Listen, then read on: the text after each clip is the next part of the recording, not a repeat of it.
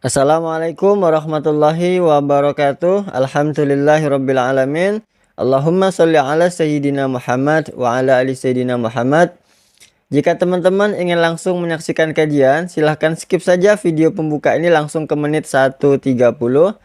Di sini saya akan bacakan support dan komenan dari teman-teman semuanya. Yang pertama itu dari Piki Kuswandani.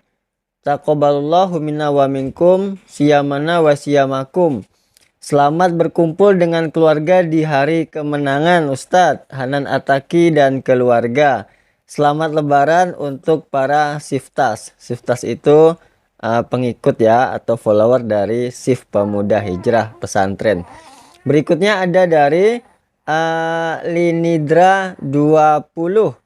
Minal aidin wal faizin, mohon maaf lahir dan batin, selamat hari raya Idul Fitri. Selanjutnya ada dari siapa ini? Syarifah Zasatriani. Masya Allah, selamat lebaran Ustadz dan keluarga sehat selalu. Bagi teman-teman juga Mimin pengen mengucapkan selamat hari raya Idul Fitri. Taqabbalallahu minna wa minkum taqabbal ya karim. Oke teman-teman, langsung saja saksikan kajian dari Ustadz Hanan At-Taki dan selamat menyaksikan. Assalamualaikum warahmatullahi wabarakatuh. Ketika kita menasehati teman kita bukan pengen ikut campur urusan dia. Kecuali kalau kita ikut campur masalah keluarganya. Tapi kalau masalah amal soleh, memang Allah yang nyuruh. Wa tawasau bil haq wa tawasau bisob. Tinggal nasihatinya dengan cara yang baik. Bil hikmah wal mau'izatil hasanah. Kalau dibantah, wajadilhum billatihi ahsan. Balas dengan cara yang lebih baik, senyumin aja. Salamun. Bukan berarti kita cuek. Kalau kita nggak nasehatin, manusia itu susah sadar. Jangan tunggu ilham dari langit. Karena kalau datang ilham dari langit berat. Lewat musibah, lewat masalah. Mending dinasehatin teman kita. Jadi bukan urusan pribadi saya sama Tuhan saya. Persepsi. Tadi, kenapa belum berhijab? Yang penting menghijabi hati dulu. Daripada kepala dihijabi tapi hatinya dengki. Gak ada yang menghijabi hati. Menghijabi hati itu gak bagus. Khatamallahu ala qulubihim. Allah menutup hati mereka. Siapa mereka? Orang yang kufur. Jadi yang harusnya menutup kepala membuka hati. Bukan menutup hati membuka kepala. Kebalik. Persepsi berpikir kan? Makanya kenapa saya bilang Al-Quran itu nyuruh kita berpikir. Jangan disuruh tutup hatinya. Yang ada, alam nashrah laka sadrak. Dilapangkan, dibuka dadanya biar dapat hidayah. Tapi kepala ditutup semampunya. Belajar mungkin awalnya cuma diikat doang. Lama-lama diikatnya di sini. Lama-lama diikat dililit-lilit. Lama-lama diginiin. Lama-lama naik makin tinggi gitu kan ya. Terserah itu Mas Stella ya, saya nggak tahu lah fikihnya, tanya aja sama Ustaz Abdul Somad. Yang jelas bertahap. Yang pasti nih, bukan nutup hati buka kepala, tapi tutup kepala buka hati. Kalau ada orang yang berhijab tapi masih buat dosa, jangan salahkan hijabnya, salahkan orangnya. Ada orang yang sholat tapi korupsi, jangan salahkan sholatnya, salahkan orang yang korupsinya. Dan jangan bilang gini, mending saya nggak sholat dan nggak korupsi. Daripada dia sholat tapi korupsi. Dia sholat dapat pahala, korupsinya dosa. Kamu nggak sholat dosa dan nggak korupsi dapat pahala. Masing-masing kebaikan dan keburukan itu ada bagiannya sendiri-sendiri. Jangan dibentur-benturin. Nggak ada mending-mendingannya. Mending mana nih? Orang yang banyak amal soleh tapi riya dengan orang yang banyak dosa terus dia taubat. Mending mana? Susah mendinginnya ya. Makanya ada yang bilang gini teman-teman. Kadang-kadang salah ngomong mungkin ya, beberapa penceramah pernah ngomong gini. Lebih baik orang yang banyak dosa lalu bertaubat daripada orang yang banyak amal soleh tapi ria. Benar nggak tuh?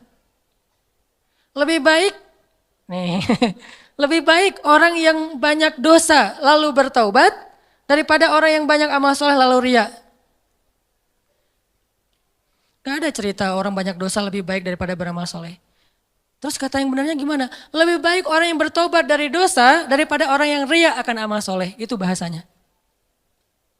Tipis kan? Yang tipis-tipis ini kita belajar di Mesir. Supaya nggak salah ngomong. Saya kalau memperkenalkan teman saya misalnya satu grup gitu ya. Seorang ulama di Mesir yang saya pernah bilang audisi. Saya kan pernah ikut audisi di TV Mesir untuk baca Al-Quran. Namanya As-Saud Az-Zahabi, suara emas, seruling emas, judul acaranya. Diseleksi dari ratusan orang, cuma 5 orang yang bisa masuk tayangan TV, Iqra TV itu. Nah pas audisi ada 3 juri, di tengah yang juru bicaranya, kayak di Got Talent gitu kan. Di tengah dia bilang, saya Abdullah, juri bidang tajwid. Di sebelah saya, sebelah kanan saya Syekh Abdurrahman, beliau juri di bidang seni. Yang sebelah satu lagi, gak dibilang sebelah kiri. Saya duduk di sebelah kanannya Syekh Yusuf. Ini ulama kita nih, teliti. Saya duduk di sebelah kanannya Syekh Yusuf. Gak mau bilang di sebelah kiri saya, gak boleh. Kurang beretika. Saya duduk di sebelah kanannya Syekh Yusuf. Beliau juri di bidang fasoha misalnya atau hafalan. Telitinya ulama. Al-Quran lebih teliti dari itu. Nabi lebih teliti dari itu. Makanya bahasanya bukan lebih baik orang yang berbuat dosa lalu bertaubat daripada orang yang beramal tapi riya. Enggak ada orang berbuat dosa lebih baik daripada orang beramal. Yang ada lebih baik orang yang bertaubat dari dosa. Kan taubat emang lebih baik dari riya kan? Lebih baik orang yang bertobat dari dosa daripada orang yang riya akan amal-amalnya. Itu benar kalau kayak gitu teh.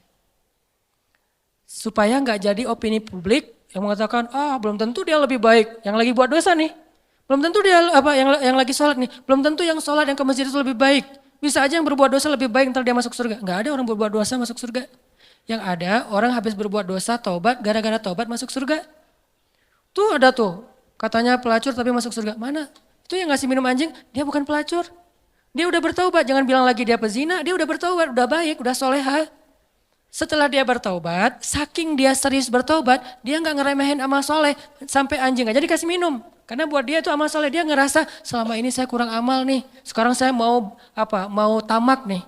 Mau rakus dengan amal soleh, apa aja saya lakuin. Termasuk ada anjing yang kehausan, saya kasih minum. Terserah berapa aja pahalanya. Gitu kan? Saking semangatnya nih. Dan Allah tidak meremehkan amal hambanya. Seorang yang udah banyak dosa kalau bertobat, amalnya cuma sedikit, yaitu kasih minum anjing bisa masuk surga. Itu pesannya kayak gitu tuh. Jadi kita habis tobat nih, belum amal soleh nih, masuk surga. Kalau udah tobat. Buktinya yang membunuh 100 orang, udah beramal soleh belum? Belum. Satu-satunya amal soleh dia apa? Taubat. Satu-satunya amal soleh dia adalah taubat, masuk surga. Jadi gak ada cerita pembunuh masuk surga, pezina masuk surga, gak ada. Yang ada orang yang bertobat dari membunuh masuk surga. Orang yang bertobat dari berzina masuk surga. Ini cara kita menilai Allah Subhanahu wa taala. Ini namanya persepsi akidah, bukan wawasan akidah. Mungkin di beberapa ta'lim kita belajar wawasan akidah. Wawasan akidah itu uluhiyah, rububiyah, asma, sifat, itu wawasan akidah. Tapi kadang gak membentuk persepsi, walaupun itu juga penting. Cuman porsinya harus ditambah, membentuk persepsi kita tentang Allah. Udah selesai belum? Membangun emosional kita kepada Allah. Kalau akidah kita udah sampai membangun emosional, itu udah keren. Siapa yang terbangun emosionalnya? Rindu, malu. Nabi Ayub itu malu sama Allah. Sakit 10 tahun, gak pernah berdoa, ya Allah sembuhin dong, kan saya udah 10 tahun. Enggak, kenapa? Malu sama Allah. Kita boleh gak minta doa sembuh? Boleh banget. Karena derajat iman kita kan gak kayak Nabi Ayub. Lagian Nabi kan mengajarkan kita doa tentang sakit, ya Allahumma rabban nas dan seterusnya. Ditanya sama istri Nabi Ayub, ya Nabi Allah, kamu itu kan Nabi kekasih Allah, kalau kamu berdoa pasti Allah mengijabah. Kenapa gak berdoa aja? Nabi Ayub tanya, istriku tercinta, berapa lama selama ini kita dapat nikmat dari Allah? Ya 17 tahun. Berapa lama sudah kita diuji oleh Allah? 10 tahun, malu saya sama Allah. Baru 10 tahun udah minta. 17 tahun Allah kasih nikmat, gak pernah ngomong-ngomong ke kita. Malu sama Allah. Ini udah emosional. Pertama wawasan, kemudian pola pikir, kemudian emosional. Emosional ini bahasa lainnya adalah yakin, iman di hati. Ini puncak ilmu nih. Makanya kata Nabi apa? Ra'sul hikmah makhafatullah. Puncaknya ilmu ada rasa takut kepada Allah, emosional. Kalau ilmu kita baru sekedar wawasan, terus jadi bahan debat di komen-komen kita, itu baru tahapan pertama dari ilmu, belum sempurna itu. Dan biasanya orang kalau baru-baru puber keislaman, puber hadis sahih, emang kayak gitu. Semuanya dianggap palsu, padahal dia doang yang sahih gitu. Enggak lah, Orang lain juga punya hadis yang sahih, cuman mungkin kita belum pernah baca hadis itu.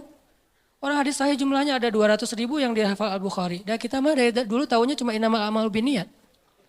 Gimana kita bilang, oh nggak ada itu. Jangan bilang nggak ada, saya nggak tahu itu. Bisa aja ada, sayanya nggak tahu kan. Makanya kalau ada yang nanya ke saya, Ustadz ini ada hadisnya nggak? Nggak tahu. Saya nggak akan bilang, nggak ada tuh, nggak berani saya. Kecuali saya udah menghafal hadis sebanyak Imam Ahmad. Berapa hafalan hadis Imam Ahmad? 1 juta. Baru boleh bilang nggak ada. Tapi Imam Ahmad juga nggak bilang nggak ada. Bilangnya saya nggak tahu. Tanya aja ke yang ngamalin, dia tahu nggak hadisnya? Misalnya nih, ada yang tanya, Ustadz ada nggak sholat tasbih ke saya nih? Saya bilang nggak tahu hadisnya. Tanya deh ke Ustadz yang pernah ceramah tentang sholat tasbih. Ustadz, kan Ustadz pernah ceramah sholat tasbih, apa hadisnya? Gitu caranya. Jangan kita nggak tahu hadisnya bilang nggak ada itu hadis sholat tasbih. Tanya dulu ke orangnya, siapa tahu ada. Kalau ada, nanti katanya sahih. Enggak, kata Ustadz itu dhaif. Nah, ulama juga tentang hadis sahih dan dhaif berbeda pendapat. Ada ulama bilang ini dhaif, yang ini bilang sahih. Kecuali hadis palsu itu nggak ada beda pendapat. Kalau dhaif mah ada beda pendapat. Hasan, dhaif, sahih. Kalau mutawatir insya Allah nggak ada beda pendapat. Ini artinya emosional. Malu ke Allah, nggak enak ke Allah. Kayak Nabi Muhammad SAW tuh. Nggak enak sama Allah kalau nggak bangun tahajud. Sampai sholatnya getol banget. Sampai kelihatan kakinya itu udah keras gara-gara sering tahiyat. Ini beliau hitam gara-gara sering sujud. Makanya saya nutup nggak mau riak. Nggak ada juga. Nah ini Nabi segitu-gitu amat tuh sholatnya. Ditanya sama istrinya. Dalam riwayat yang lain ditanya sama Abdullah bin Mas'ud. Kenapa gitu-gitu amat? Saya pengen bersyukur kepada Allah. Maksudnya gak enak sama Allah udah dikasih nikmat banyak, masih ibadahnya biasa-biasa aja gitu. Wawasan, persepsi, emosional. Kalau kita udah sampai punya rindu ke Allah, udah kuat nih. Udah level 3. Kalau baru sekedar paham Allah, level 2. Kalau cuma tahu Allah, level 1. Kalau enggak sama sekali, ini bermasalah nih. Yuk kita belajar kalau gitu. Kadang-kadang enggak level 1, dia enggak terlalu tahu tentang Allah, tapi langsung punya emosional. Ada yang kayak gitu, kayak Bilal tuh. Bilal tuh enggak ngerti ayat-ayat tentang tauhid secara detail kayak Ibnu Abbas, tapi dia langsung yakin sama Allah. Ada yang kayak gitu. Makanya tempatnya ilmu di dalam hati. Tempatnya hafalan di dalam kepala. Kata ulama. Lahum qulubun la yafqahuna biha. Mereka punya hati tapi enggak ngerti. Jadi teman-teman, Allah aja kangen sama kita. Ini ngomongin emosinya Allah ya. Saya nggak ngomongin tentang zatnya, nggak ngomongin tentang wawasannya, ngomongin tentang emosinya Allah. Allah kangen loh sama kita. Bukti Allah kangen, setiap malam didatengin. Setiap malam Allah manggil-manggil. Hai hambaku, kul ya ibadiyalladzina asrafu ala anfusihim. Mana hamba-hambaku? Allah tanya kita hamba. Allah manggil kita hamba, padahal banyak dosa. Harusnya Allah bilang, Kul ya usad, wahai para pendosa. Kan bisa gitu kan? Atau, Kul ya ayyuhan nas, wahai manusia. Tapi Allah enggak, Kul ya ibadi, wahai hamba-hambaku. Hamba-hamba itu kayak, ibu manggil kita anakku gitu. Kita udah sering, ibu kita nelpon ya, ibu kita nelpon, kita reject, alasannya lagi kuliah. Ibu kita nelpon, kita reject, alasannya lagi di jalan. Ibu kita nelpon, kita reject, alasannya lagi malam mingguan. Ibu kita nelpon, kita reject, alasannya lagi ngobrol sama teman di kafe. Ibu kita nelpon, kita reject, alasannya lagi mau ujian. Mau ujian aja ibu gak boleh nelpon, saking disiplinnya. Ibu kita nelpon, kita reject dengan banyak alasan, tapi ibu kita masih manggil, nak, masih manggil gitu. Mau dimasakin apa? Masih nanya gitu coba. Kurang baik apa ibu? Kita udah marah-marah sama ibu kita tuh gak pendendam. Masih manggil nak, gak manggil hei kamu, enggak. Atau durhaka, enggak. Ibu kita masih manggil kalimat yang kasih sayang. Dan itulah Allah Subhanahu wa ta'ala. Di-reject berkali-kali, dikhianati berkali-kali, ditinggalkan berkali-kali, diduakan, diselingkuhin tuh sering. Kita sering nyelingkuhin Allah sebetulnya. Apa nyelingkuhnya? Kita kan suka bilang inna sholati wa nusuki wa mahyaya wa mamati lillahi rabbil alamin. Kan itu gombal banget kan?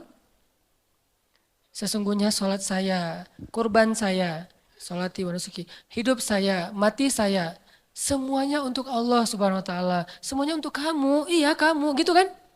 Ngomong ke Allah kan manis banget nih. Pada kenyataannya kita ngomong ke pasangan kita juga gitu. Aku nggak bisa hidup tanpa kamu. Allah ngelihat, duh, oi. Gitu kan ya? Kalau bahasa kita mah ya, tapi Allah masih manggil hambaku gitu. Enggak, dasar lo emang gombal, lo habisin aja. Enggak, Allah tuh padahal bisa banget kayak gitu coba. Enggak. Coba kalau pasangan kita digituin. Gombal setinggi langit. Ternyata enggak kayak gitu. Kan kecewa kan? Allah enggak kecewa. Walaupun Allah lebih berhak untuk kecewa. Kangen Allah sama kita. Pertanyaannya, kita kangen enggak sama Allah? Habis sholat zuhur, sejam kemudian, duh jam berapa sekarang? Duh kok baru jam 2 ya? Cih. Pernah gak gitu? Kok baru jam 2 ya? Emang kenapa? Kangen asar Pernah gak kayak gitu tuh? Kalau gak pernah, terlalu emang kita mah. Gak fair sama Allah. Kalau sama yang lain kan gitu. Sama dia coba. Baru aja semalaman nelpon dari jam 11 sampai subuh telepon. Duha telepon lagi, padahal kan udah tidur. Karena semalaman gak tidur kan ya? Yang kok gak diangkat telepon aku? Kan tidur, semalaman kamu ganggu gak bisa tidur. Ini kita ke manusia bisa gitu banget. Pengen ketemu sering, pengen nelpon sering, pengen di Skype, pengen video call gitu teh. Kenapa? Kangen. Ke Allah nggak gitu. Begitu habis sholat isya, langsung nyiapin baju di depan tempat tidur. Baju yang agak rapi, parfum, sarung, peci. Tergantung style ya. Ada yang modelnya gitu, ada yang modelnya jubah, sorban, ada yang modelnya flanel, jeans. Pokoknya terserah deh mau gaya apa aja, yang penting baju kesukaan kita nih. Kita siapin di meja di dekat tempat tidur. Apaan sih itu? Ini baju untuk nanti malam having date. Untuk dating. Ke siapa? Ke Allah. Pernah gak kayak gitu? Saya juga belum. Ini lagi menasehati diri sendiri nih ya. Gak gitu-gitu amat. Kita bangun malam tuh karena kaget sama suara klakson mungkin. Atau suara anjing di depan rumah. Atau suara siapa. Justru yang paling cepat bikin kita bangun tuh miss call dari dia karena ringtone-nya tuh beda. Berarti kan kita nyelingkuhin Allah kan. Kalau yang lain telepon biasanya tret, kalau dia telepon tuh lagu Korea. Kalau udah keluar suara lagu Korea langsung melek. Langsung halo, tiba-tiba lembut. Nah biasanya ngomong sama temennya gak gitu. Halo, kenapa? Gitu coba ngomongnya, giliran ke Allah gak gitu. Kan gak fair. Ini coba nanya ke diri kita masing-masing. Istafti qalbak, tanya hatimu, kata Nabi. Nabi itu kalau ke Allah tuh udah emosional, bukan lagi wawasan. Nah kita wawasan juga mungkin belum. Apalagi emosional, rasa gak enak, rasa kangen, siapin baju-bajunya. Pengen apa? Nanti malam pengen ketemu Allah. Kan Allah turun, lebih dekat tuh. Kalau waktu lain Allah gak turun, lebih jauh. Walaupun jarak dekat dan jauh gak ngaruh buat Allah, tapi ngaruh buat kita. Allah turun ke langit dunia, saya harus siap-siap nih, langsung nyiapin segala macam. Terus sebelum itu bilang, ya Allah jangan lupa telepon saya ya. Karena Allah manggilkannya banyak nih hamba-hambanya, kita pengen dikhususin. Ya Allah jangan lupa telepon saya, maksudnya apa? Allah nelpon kita tuh kemana? Ke hati kita, diketuk hati kita supaya bangun. Ya Allah please, nanti malam saya pengen ketemu Allah, jangan lewatin saya ya, yang lain-lain bangun saya enggak kan sedih banget. Gitu ngomong ke Allah mah.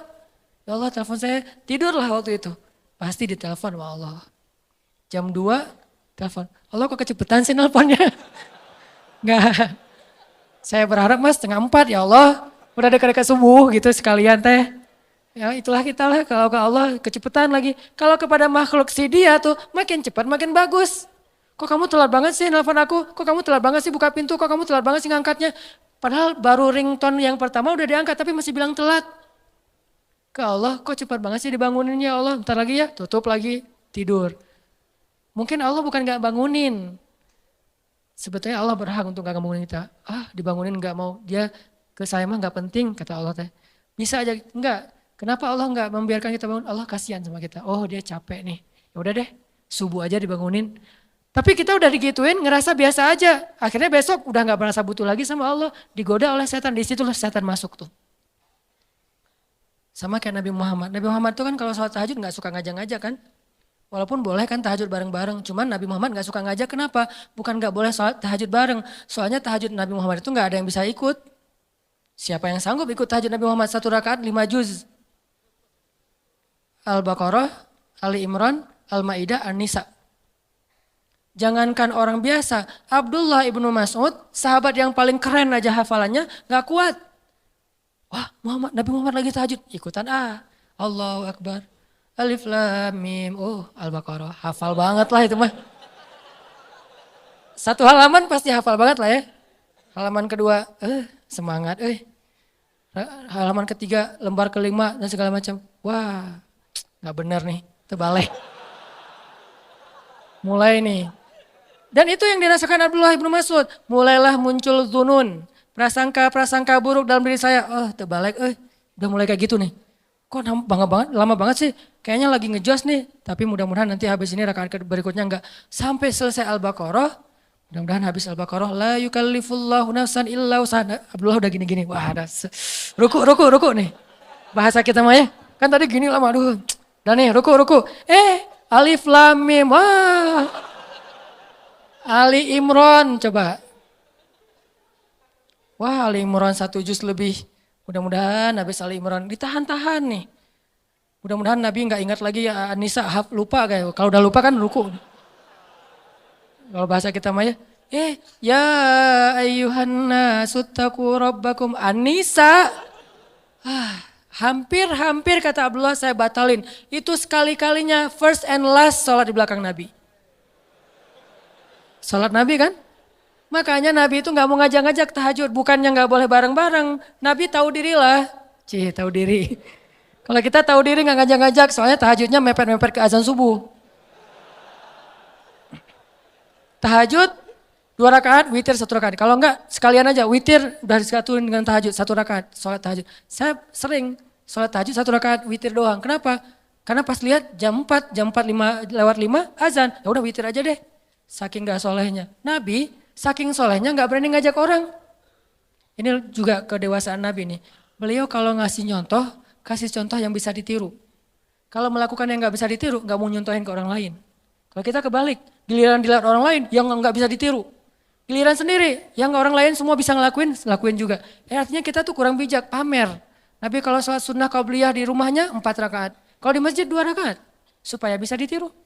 Ketika ditanya kok gitu Nabi, likaila yakuna harajan li ummati, supaya enggak ngeberatin kalian. Coba. Ini emosional Nabi nih.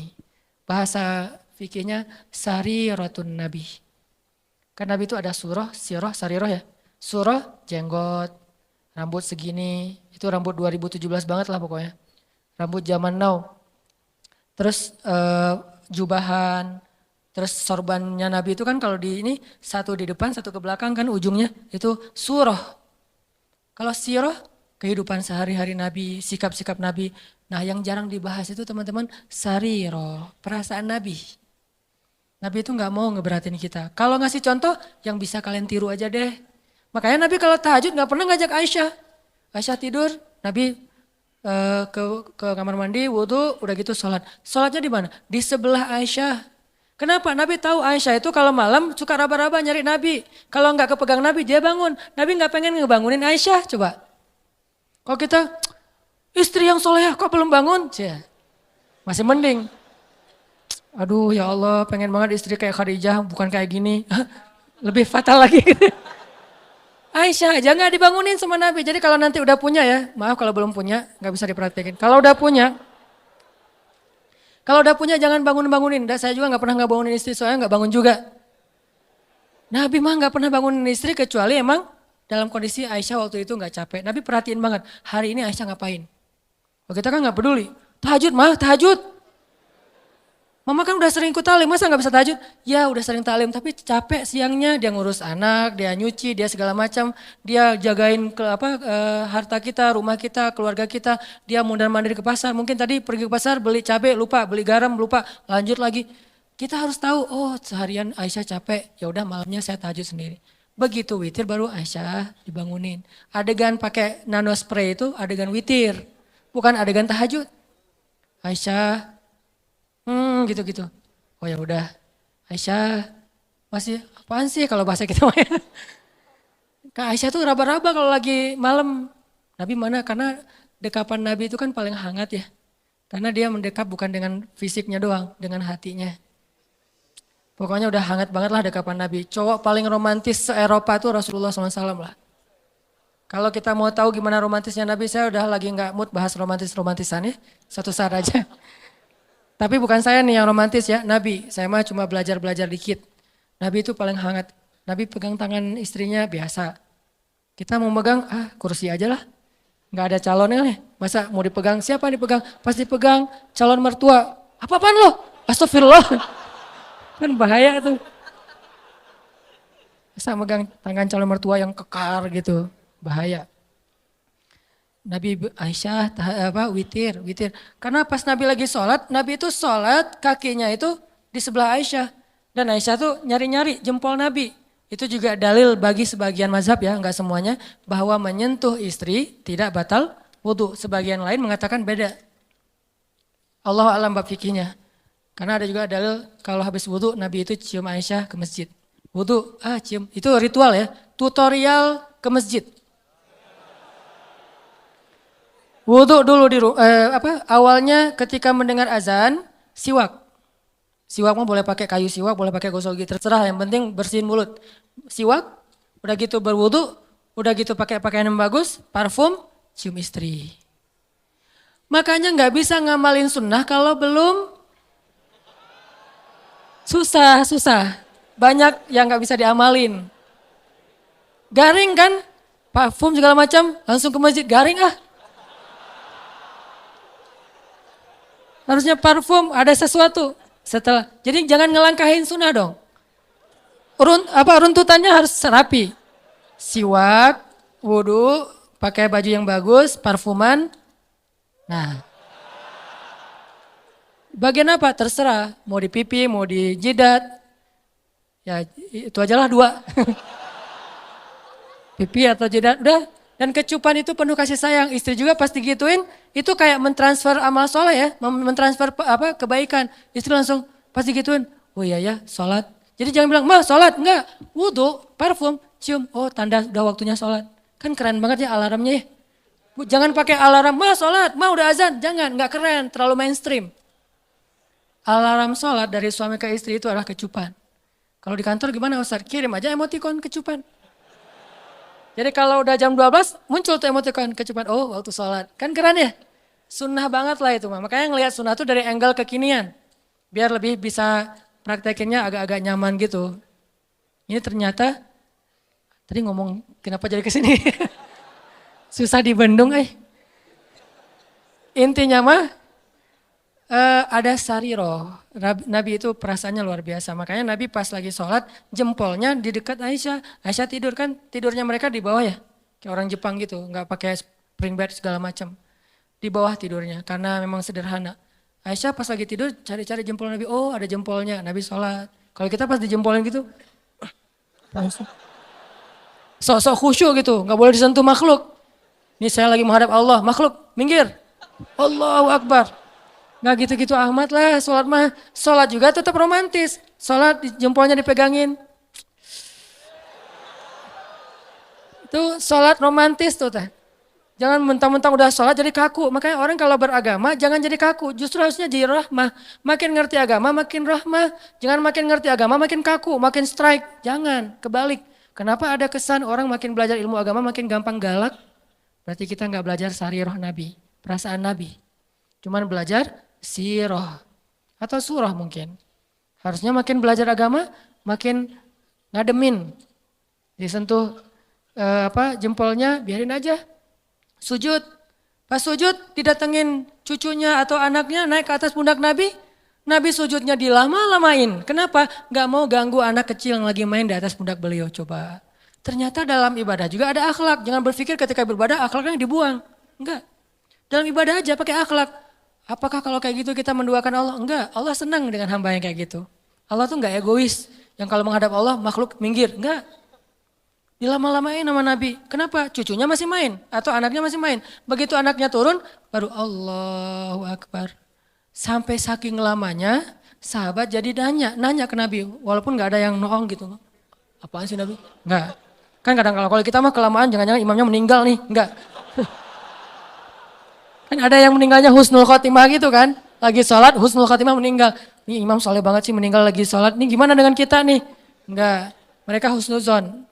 Cuman agak penasaran, kepo gitu. Kenapa Nabi sholatnya lama banget ya sujudnya?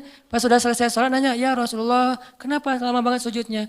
Tadi anak-anak saya itu naik ke atas, cucu saya itu naik ke atas pundak dan saya tidak ingin mengganggu mereka. Kita, begitu anak naik ke atas pundak, ya Allah ujian nih makhluk nih. Mana akhlak? Jangan gitu sama anak-anak kita, biarin aja. Terus gimana dengan makmum Ustadz? Makmumnya kan istri kita sendiri. Makanya kalau makmum ngelihat kayak gitu anaknya biarin aja. Di situ kita belajar sujud yang lama. Naik, kalau nggak turun-turun juga Ustadz, ya udah kalau yang ternyata harus bangkit juga, bangkit pelan-pelan. Bukan bangkitnya sok sampai terbang. Terbang ke pintu gitu. Wah, kekerasan anak ya, ini bisa dilaporin nanti. Makanya Nabi pelan bangkit. Lagi sujud kan suka-suka, kadang-kadang ada yang model mazhabnya tuh, ini gini kan ya. Karena istri saya ada yang tahiyatnya gini, ada yang gini. Maaf. Tahiyat aja pokoknya lah. Yang gini nih, kalau dia lagi salat tahiyat, dia gini, anak saya pasti nangkep tuh. Pas ngelihat ibunya gini, dipegangin sama anak saya. Takut lepas kali ya. Gini, dipegangin. Nih alhamdulillah ya mazhab kita macam-macam. Kalau saya mah tergantung. Kalau lagi gini-gini, kalau lagi kan tahu fikih ya, bukan karena ikut istri, tahu fikih. Yang ibunya kayak gini, tangkap sama anak kita. Mah, kenapa sih sholatnya kayak gitu banget? Apa nggak pegal apa? Diajarin. Kalau yang satu diam aja gini, santai. Jadi ada yang enjoy, ada yang maksimal. Tergantung mazhab. Buat saya semua mazhab selama ahlus sunnah wal jamaah, respect.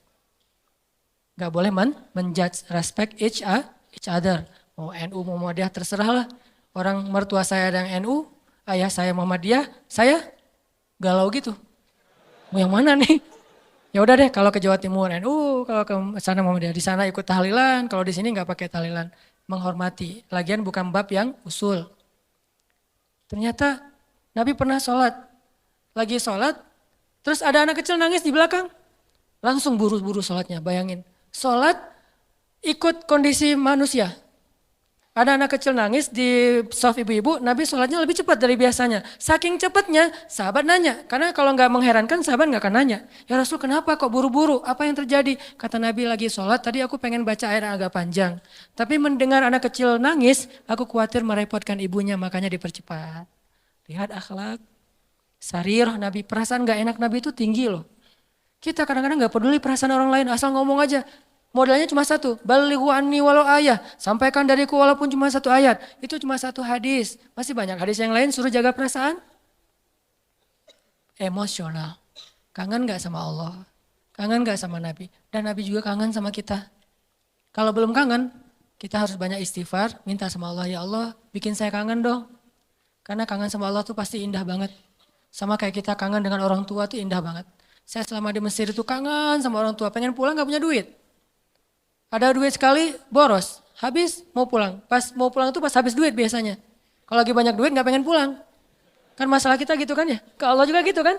Kalau lagi banyak masalah baru kangen sama Allah. Kalau lagi gak banyak masalah gak kangen sama Allah. Gitu juga ke orang tua. Giliran banyak masalah saya kangen ibu. Sama kayak sekarang kalau lagi ada masalah saya suka bilang, Mak kangen sama emak. Pengen pulang ke Aceh. Kenapa? Lagi banyak masalah. Tapi kalau gak lagi banyak masalah gak kangen. Ini manusiawi banget nih. Makanya coba belajar kangen sama Allah. Kalau udah dapat kangen indah banget tuh. Kalau kangen kepada manusia kadang-kadang agak emang ngeganggu sih. Apalagi kalau LDRan kan ganggu banget ya. Tapi kalau kangen sama Allah gimana pun LDRan kan Allah dengan kita kan LDRan nih. Jauh di langit sama di bumi. Tapi Allah bisa datang di detik itu juga. Inni qarib. Caranya gimana? Telepon aja. Wa idza sa'alaka ibadi anni langsung inni qarib. Seolah-olah Allah ngomong gini, kan kita tuh jauhan ya hambaku, tapi kalau kamu telepon aku langsung datang seketika itu juga. Gitu maksudnya. Wa idza sa'alaka ibadi anni fa inni qarib, itu maksudnya apa? Wahai hambaku, jarak kita emang jauh, kamu di bumi, aku di langit. Tapi kalau kamu telepon aku nih, nanya tentang aku langsung ada di dekat kamu. Allah langsung pulang dalam bahasa kita. Yuk kita belajar kangen sama Allah. Kadang-kadang kangennya harus dipaksain dulu, nggak natural. Kayak tadi nyiapin baju-baju tahajud, nyiapin OOTD buat duha gitu ya. Agak-agak dipaksain awalnya, nggak apa-apa biarin aja. Lama-lama nanti muncul. Nggak bisa natural banget, harus ada semacam settingan dulu di awalnya. Sama-sama kita belajar, banyak hal yang malam ini kita bisa petik hikmahnya. Termasuk tadi sariratun Nabi, termasuk tadi nikmat Allah yang kita nggak tahu, padahal banyak ya. Mudah-mudahan semua ini jadi kebaikan dalam kehidupan kita sehari-hari. Alhamdulillahirrabbilalamin, telah sama-sama kita saksikan dan dengarkan kajian ataupun tausiah yang sangat dahsyat dari Ustadz Hanan Attaqi. Semoga sanggup menemani kegalauan-kegalauan kita semuanya. Sebelum kita akhiri pertemuan kita pada hari ini, marilah kita seperti biasa tutup dengan doa kafaratul majelis. Ada hadis yang sangat menarik mengenai hikmah dari doa kafaratul majelis ini, yaitu dari Abu Hurairah radhiyallahu an, berkata Rasulullah shallallahu alaihi wasallam bersabda, barang siapa yang berada pada suatu majelis, kemudian pada majelis tersebut terdapat banyak perkataan yang tidak berguna, lalu sebelum beranjak meninggalkan majelis mengatakan hal yang ini, yaitu kafaratul majelis, kecuali telah diampuni baginya apa yang ada pada majelis tersebut. Hadis riwayat Tirmizi. Bismillahirrahmanirrahim. Subhanakallahumma wa bihamdika asyhadu alla ilaha illa anta astaghfiruka wa atubu ilaik. Yang artinya, Maha suci Engkau ya Allah, dan dengan memujimu aku bersaksi bahwa tiada Tuhan selain Engkau.